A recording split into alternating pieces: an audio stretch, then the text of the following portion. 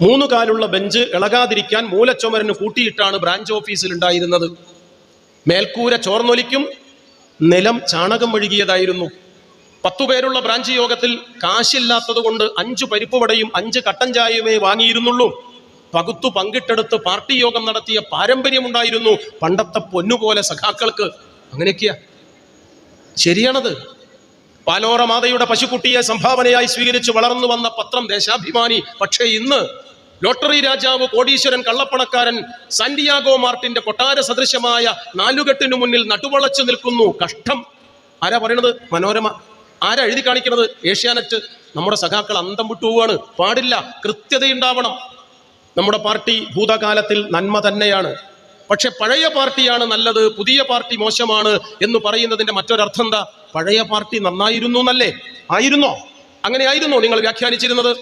കാലൻ വന്ന് വിളിച്ചിട്ടും പോകാത്തതെന്തേ ഗോപാല എന്ന് ചോദിച്ച പാർട്ടി ഞങ്ങള്. തെറിയിൽ തകർന്നു പോയിരുന്നു കമ്മ്യൂണിസ്റ്റുകാരെങ്കിൽ, സ്തുതിയിൽ പൊങ്ങിപ്പോയിരുന്നു കമ്മ്യൂണിസ്റ്റ് പാർട്ടിയെങ്കിൽ ഇന്ന് ഈ പാർട്ടി ഉണ്ടാകുമായിരുന്നില്ല. ലെനിന്റെ ഭാഷയുണ്ട്. ഭാരം വലിക്കുന്നവന്റെ കണ്ഠത്തിൽ നിന്നുയരുന്ന ഹാ ഹാ ശബ്ദം മുതൽ വിമാനത്തിന്റെ കോക്പിറ്റ് എന്ന് പറഞ്ഞ എഞ്ചിൻ റൂം, അതിലെ ഉള്ളിലിരിക്കുന്ന അതിസങ്കീർണ ഉപകരണങ്ങളും യന്ത്രഭാഗങ്ങളും പതുക്കെ കറങ്ങുമ്പോഴുണ്ടാകുന്ന ചെറിയ മർമ്മര ശബ്ദം വരെ തൊഴിലാളി വർഗത്തിന് അവകാശപ്പെട്ടതാണ്. ഞങ്ങളത് സ്വാംശീകരിക്കുക തന്നെ ചെയ്യും. സഖാവലിന്റെ ഭാഷയാണ്, മറക്കണ്ടങ്ങള്. ഇപ്പൊ ചോദിക്കുക, CPIM-ന്റെ കോഴിക്കോട് ജില്ലാ കമ്മിറ്റി ഓഫീസ് പോയിട്ടുണ്ടോ? നിങ്ങള്?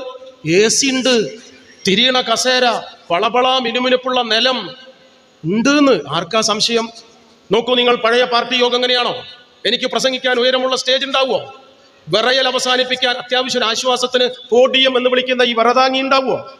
പതുക്കെ പറഞ്ഞാൽ ഉച്ചത്തിൽ കേൾക്കുന്ന ഉച്ചഭാഷണി ഉണ്ടാവുമോ? നിങ്ങൾക്ക് ഇരിക്കാൻ കസേര ഉണ്ടാവുമോ? വെളിച്ചം കാണാൻ ലൈറ്റ് ഉണ്ടാവുമോ? ഉണ്ടാവുമായിരുന്നില്ല. ഫറോക്കിലെ പഴയകാല സഖാക്കൾ ഇവിടെ ഇരിക്കുന്നുണ്ടല്ലോ. AKG പണ്ട് ഫറോക്കിൽ വന്നപ്പോ അച്ചടച്ചിറക്കിയ നോട്ടീസ് പഴയ രേഖകളിൽ ഉണ്ടാവും. ആ നോട്ടീസിൽ സഖാവ് AKG ഫറോക്ക് ഇന്ന വോട്ട് കമ്പനിയിൽ പ്രസംഗിക്കുന്നു എന്നുണ്ടാവും. അടിയിലൊരു വാക്കുണ്ടാവും, കട്ടിയില്. AKG-യുടെ പൊതുയോഗത്തിൽ ഉച്ചഭാഷിണി ഉണ്ടായിരിക്കുന്നതാണ്. എങ്ങനെ? AKG-യുടെ പൊതുയോഗത്തിൽ മൈക്ക് ഉണ്ടാവുന്നു. ഇപ്പൊ ഇവിടുത്തെ ലോക്കൽ കമ്മിറ്റി സെക്രട്ടറി ലോക്കൽ സമ്മേളനത്തിന്റെ പോസ്റ്റർ അടിക്കുമ്പോൾ മൈക്ക് ഉണ്ടാവും എന്ന് പറഞ്ഞാൽ അയാളെ കുതിരവട്ട തട്ടിയിട്ടാക്കൂലേ? ആക്കും.